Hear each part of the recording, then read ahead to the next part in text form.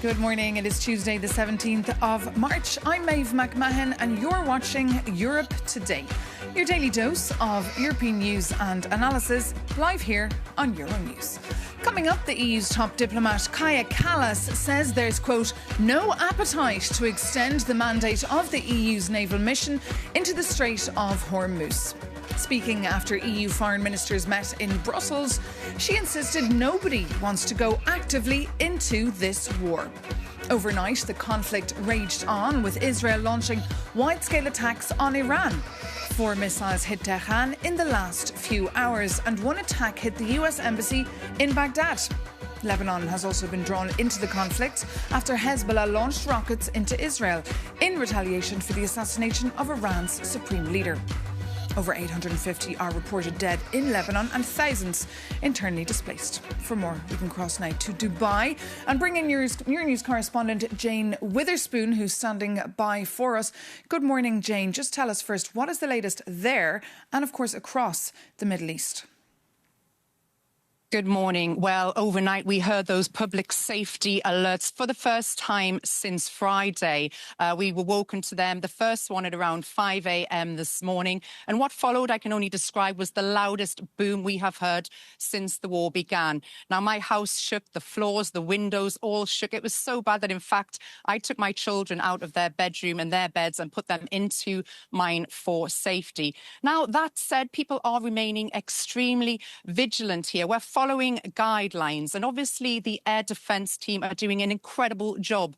The authorities here expressed their deep gratitude for the European countries who are supporting that defence, in particular France, Italy, Germany and the UK. And meanwhile, Jane, Iran is threatening to wage an economic war in the region. Tell us more about that.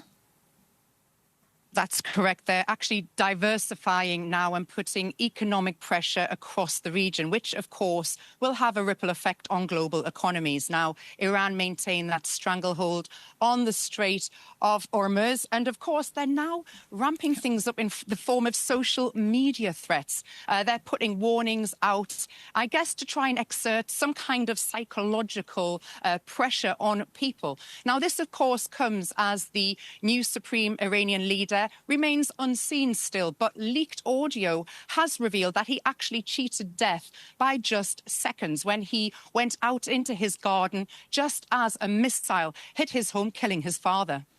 Indeed, Jane Witherspoon, thank you so much for that live update from Dubai. And as you say, reports are surfacing this morning that Mojtaba Khamenei escaped death by seconds. That's according to leaked audio reveals. You can read more about that on Euronews.com. But now, US President Donald Trump has said that due to the ongoing war in the Middle East, Iran has been, quote, obliterated, and the, quote, powerful military campaign in Iran would continue. Now, the war began just days after President Donald Trump's Board of Peace convened for the very first time in Washington, D.C. to discuss the reconstruction of Gaza. For more, Euronews' Marit Gwynne-Jones sat down with the EU Commissioner for the Mediterranean, that's Dubravka Šuica, who was actually physically in D.C. for that occasion. And Marit started by asking the Commissioner if the Board of Peace was a credible body or not. It's hard to say whether it's credible or not, but at that moment it was meant for the reconstruction of Gaza. And I think regardless of this situation development in the Middle East, we shouldn't forget Gaza. And I think we have to concentrate on Gaza because the situation remains dire and even worse in Gaza as we speak now. So we have to continue working for them. Yet the charter, so the mandates that President Trump has drafted for the board, does not make one mention of Gaza. And the European Commission itself is questioning whether this is in line with the UN Charter, for example, whether it contradicts the UN Charter. So given all of that, do you think that the board is credible? Again, if I may ask you that question. The invitation for the Board of Peace was received by President von der Leyen, and I was representing her at that meeting. So it doesn't mean that we legitimized this board. We were there as we were just observing what was going on. This was a good occasion for me as Commissioner to meet all the ministers from the region. For me, it it was a good moment to meet all of them at one place. But at the same time, we are not we are not in line with some of the Board of Peace rules of procedure, with the scope and with different issues, so that we are not members. We are just there. We were there for courtesy reasons. So finally on this, will you continue to attend any meeting that are specifically related to the situation in Gaza? We will decide on case-by-case basis. Okay. So obviously there is a war now that is threatening to spill over into the wider Middle East. You as Commissioner, you're responsible for relations with some of these countries. How does this war affect your work and the cooperation with the countries such as Lebanon that are directly affected by the conflict? So the situation is developing as we speak, so we have to adapt to the situation. It's also very difficult to start working on Middle East strategy at the moment because the situation develops. But we have to be active, we have to be engaged, and we want to be engaged. This is the very reason why this portfolio exists, because President von der Leyen wanted us to be present and to be not only passive spectators, but to be players in the region. At this moment, unfortunately, we are mostly payers. We are paying a lot, and our influence is not that huge. But we want to increase our influence in the region and globally. Part of this region that you also oversee as well is obviously Israel. Do you support now the French calls for that they broker talks between Israel and Lebanon to come to a kind of settlement? For us, only dialogue, only de-escalation, and only diplomacy work. And this is my position, and this is position of the European Commission. I can say 3 Ds: dialogue, diplomacy, and de-escalation. And I support, of course, this.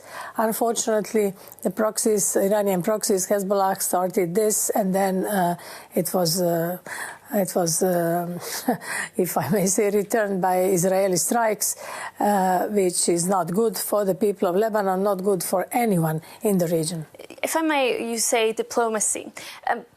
Can the EU really push for that, given the situation that we're seeing today, where we're not seeing any diplomacy? It's just conflict. Yeah, but we are not supporting any conflict. We are really we are calling everyone, all the forces there, to de-escalate, because it doesn't bring anyone anything good. First, people of the region, but also globally, to Europe, there is an impact, but there is also impact on the whole world. If you look at energy prices or crisis, you see what's going on in the world, and this won't be easy to return to the zero position as it was before this conflict, because the impact is huge, especially on oil, but also on other sources of energy. And looking at Iran, is there anything that you can do as Commissioner to support the Iranian people? We are the only one in the world who was and who has been and who is supporting at this moment civil society organizations in Iran, because we didn't have any bilateral connections with the government, but with civil society organizations via our implementing partners on the ground. So there we have been doing a lot for Afghan people who are refugees in Iran. If you know, it's more than 100 million euro which we invested in civil society organizations as of 2021. So this is what we can do at the moment, and this is what we have been doing. So helping people through non-governmental organizations. Now, the war in the Middle East has nothing to do with NATO and is not a NATO war. That's the message from the office of the German Chancellor. For more on the mood among NATO allies, Euronews correspondent Shona Murray sent us this update.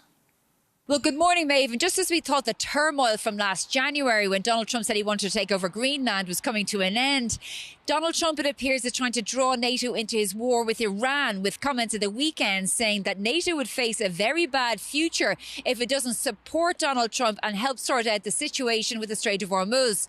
I caught up with the Finnish Foreign Affairs Minister, Elina Valtonen, and I asked her about this prospect. NATO, first and foremost, its purpose is, as the North Atlantic Treaty says, for the North Atlantic security, and therefore that's our top priority. And also, NATO is a defensive alliance in any case.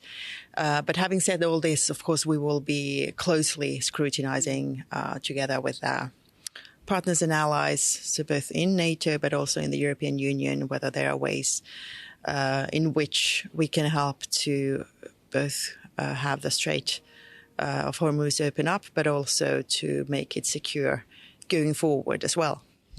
NATO is a defensive alliance, not an offensive alliance, so therefore it can't be dragged into a war of the United States and Israel's making. Is that what you're saying? NATO is indeed a defensive alliance, and we won't be dragged into any war of choice.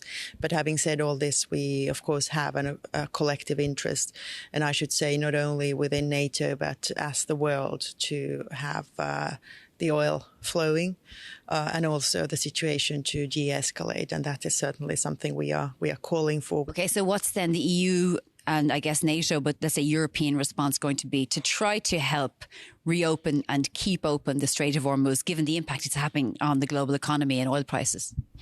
Yeah, so, well, today in Brussels, but also in the upcoming days, we will be discussing this with our closest partners and allies, so both within the European Union and in NATO, whether there should be some sort of an operation which could be there for that precise purpose, that we both keep this strait open, not just for now, but also for the future.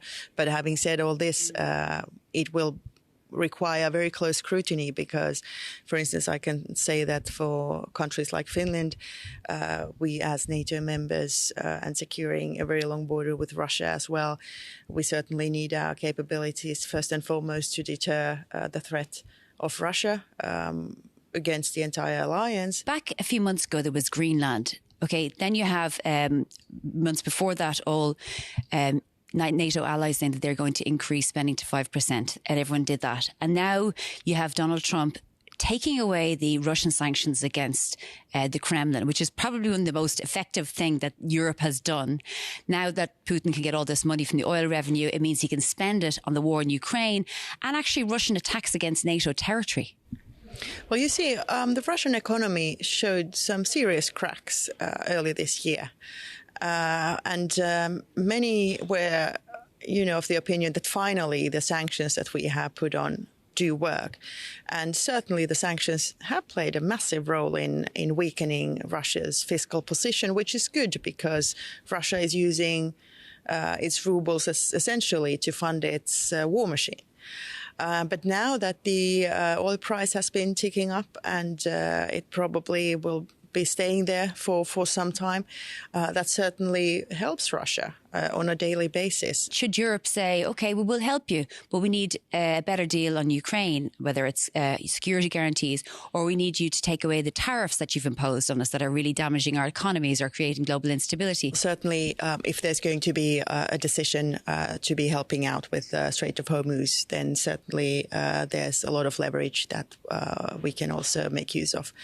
But let's... Like what? What would you think? Let's not rush into conclusions here, but what has to be said that not only Ukraine, but also Europe have very strong cards, especially in the long term. And now moving on, even though everyone outside Brussels is talking about the Oscars this week and the exceptional wins of European actors, inside Brussels, everyone's talking about Manfred Weber, the German centre-right politician accused of teaming up with the far right after promising his voters he would not. But who is the 53-year-old who's been EPP party boss since 2022? Jakub Janis takes a look. In Brussels, no one throws a political party quite like Conservatives. And tomorrow, the European People's Party celebrates its 50th anniversary. All eyes are now on party's boss, Manfred Weber, who doesn't just want to make kings, he wants to be one. But while the party looks back at its history, your reporter wants to look at his true currency. Because for Weber, it's all about the votes. So let's count them, shall we? Remember 2019? Because Weber certainly does. He was the lead candidate for the European Commission presidency, but EU leaders publicly snubbed him, giving the job to Ursula von der Leyen instead. And he didn't take it lightly. But Weber is a tough player.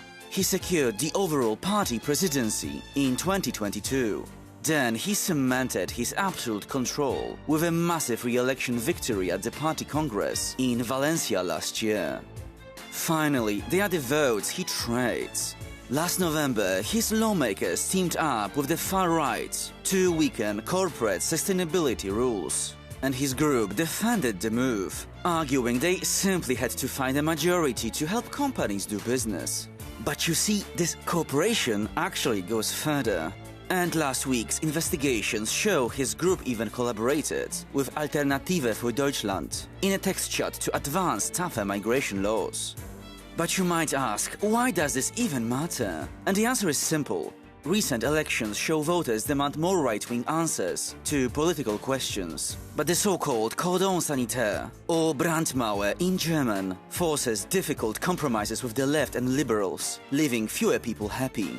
And this is not just about the European Parliament, but the Bundestag too. And so, with the economy struggling, European and German conservative leaders face a dilemma. Should they stick to centrist alliances? Or maybe quietly work with the far right? And some speculate Weber is now eyeing a new mega job merging the European Commission and Council presidencies. He certainly knows how to gather votes, but can he handle the trouble that comes with them?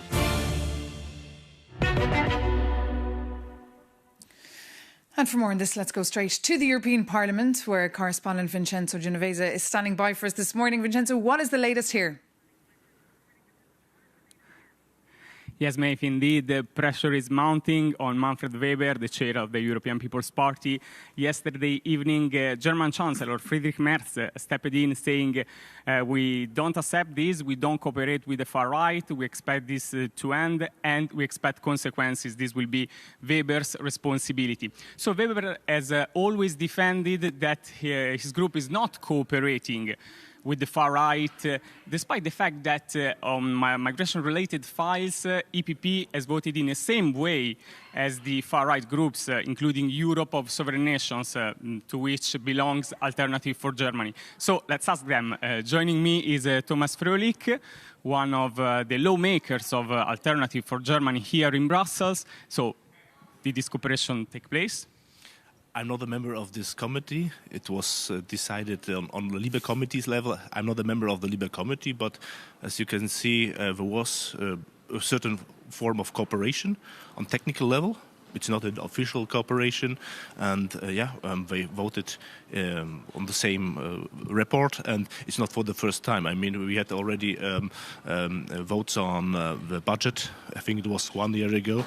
Not the first time of technical level cooperation, technical level talks. I mean, we just tabled some amendments. Yeah, we called for more funding for physical barriers, physical border barriers. We called for more funding for external hubs for returns, and it was, I think, 1.5 years ago. And our amendments that were tabled by our group were supported by the EPP at this time. So it was not the first time that we turned down the so-called... Same views, more or less. But would you say that the firewall, the Brandmauer, has fallen, at least here in Brussels? As I said, it was 1.5 years. It has fallen for the first time, and now for the second time.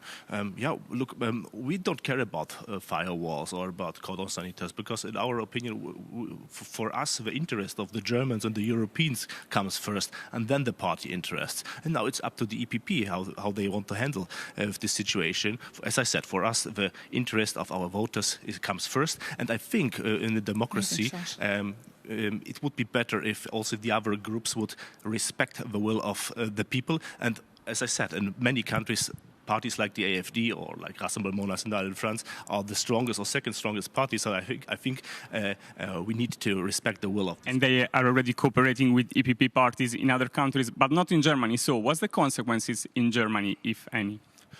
As I said, we put the interest of the German people first, and now it's up to the CDU. I think for the CDU it's a problem. The cordon sanitaire, the so-called firewall, is a bigger threat to the CDU than Okay, to us. Vincenzo, thank you so much there for that live update, and also to your guest, the AfD MEP Thomas Fröhlich.